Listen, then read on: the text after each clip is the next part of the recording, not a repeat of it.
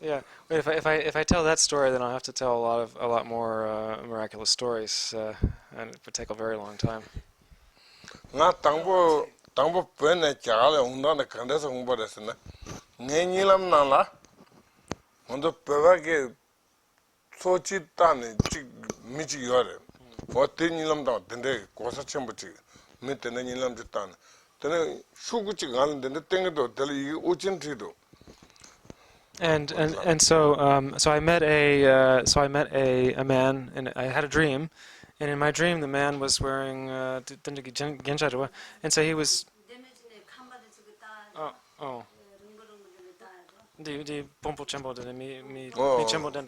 so he was wearing these earrings that are worn in Kham, characteristic of someone who holds like a high government position or something like that.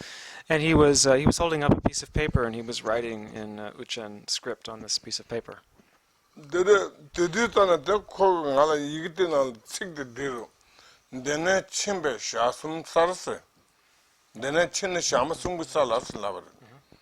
And so on this piece of paper it said, 3 days distance from here,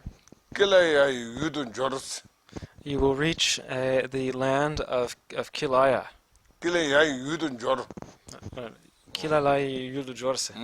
And so you will reach the land of Kilaya.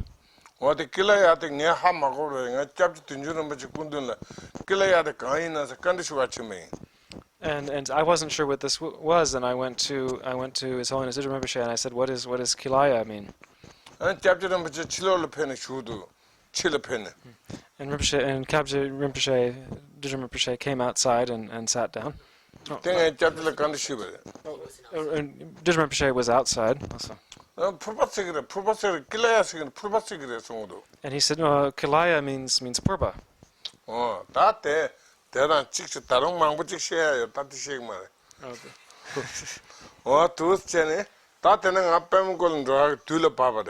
And anyway, there's a lot more to the story, which I'm not going to tell now. But the long and short of it is that I went to Pemako.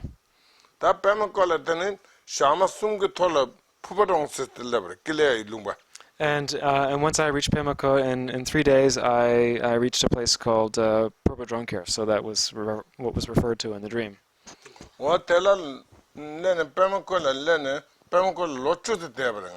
And having reached Pemako, I stayed there for 10 years. And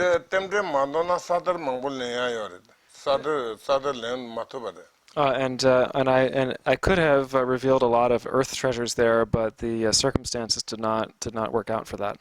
And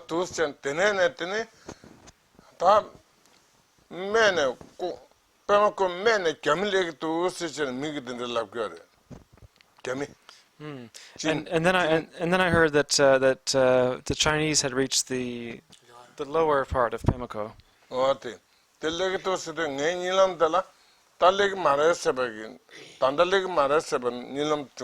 And then this is what people were saying, but I had a dream saying that this was in fact not the case.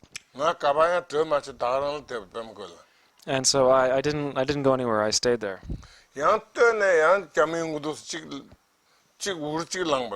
And then a rumor started that the Chinese were coming into the upper part of Pemako.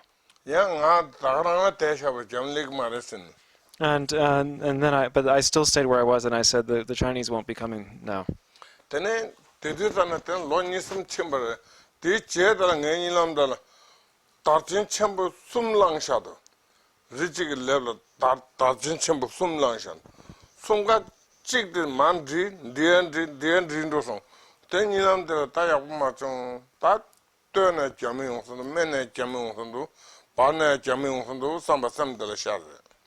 And so then I had a dream that there were, at the top of a mountain, there were three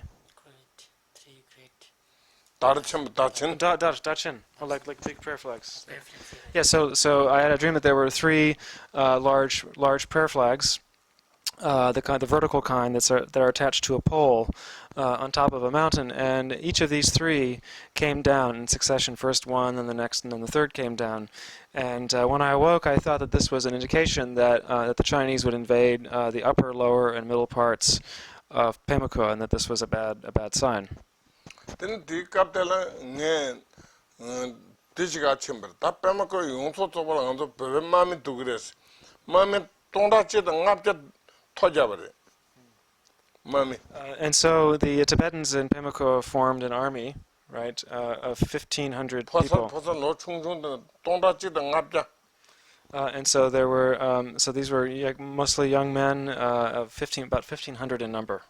Then I'm talking the Nene Chagala Ma Yigitane, Yigitang, then Yigitane, Golak Mendatam, the Tang shows in Tawajabre.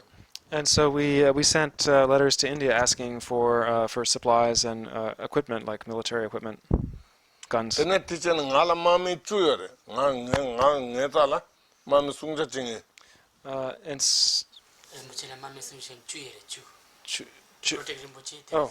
So there were 10 soldiers were assigned to protect Rinpoche.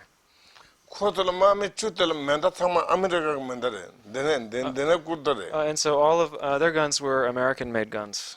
And so these were dropped by parachute. And these were capable of dispatching a person. Eight bullets. They could shoot 8 rounds. Tashi means 8. Oh, these were called 8 auspicious. These guns were called the 8 auspicious because they held 8 shots. And so I had 10 soldiers protecting me.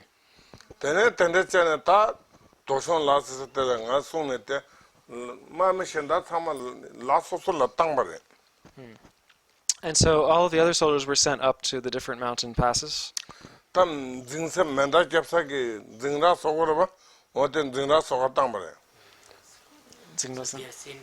the mountain passes. And so they went up to the mountain passes to dig in and to prepare for the invasion of the Chinese. So they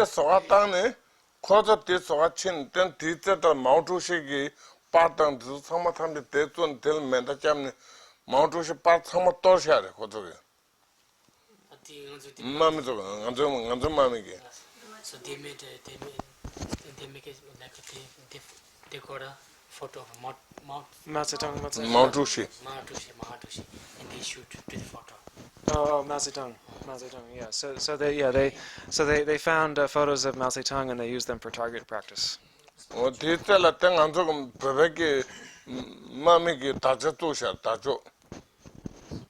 raised the Tibetan flag. Oh, they raised the Tibetan flag, right? Yeah.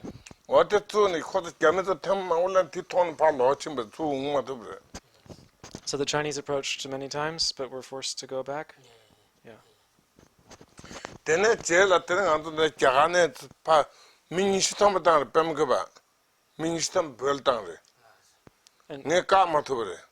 And so then they sent 20 people from Pemako towards Tibet, and I wasn't able to stop them.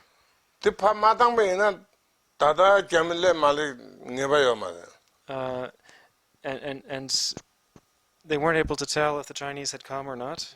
Yes.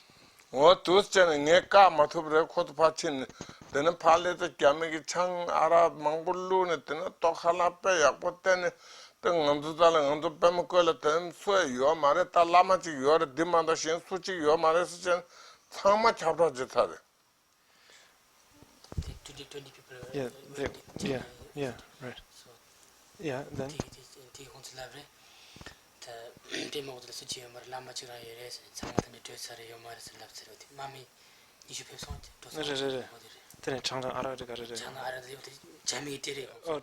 So the Chinese gave these 20 people a lot of liquor, and I got them all liquored up, and they came back and said that everyone had left, that there wasn't even a single lama at that place. And then shortly thereafter, the Chinese arrived, tene chamlon de nga troyong ba and that's when I left for India. jala unglo den de Kerala. That is the way of music. That's how I came to India.